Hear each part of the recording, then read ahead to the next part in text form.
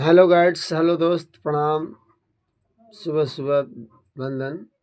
2026 नए साल की शुभकामनाएं। और आज एक आग्रह करना चाहता हूं कि हम तो नए साल की खुशियां मना रहे हैं, लेकिन बांग्लादेश में हमारे दोस्त हिंदुओं की बहुत बड़ी दुख की घड़ी है। और आप लोगों से निवेदन है, आग्रह है, विनती है कि आप लोग बांग्लादेश में हो रहे हिंदुओं पर अत्याचार के खिलाफ आवाज़ उठाएं और बैकआउट करें।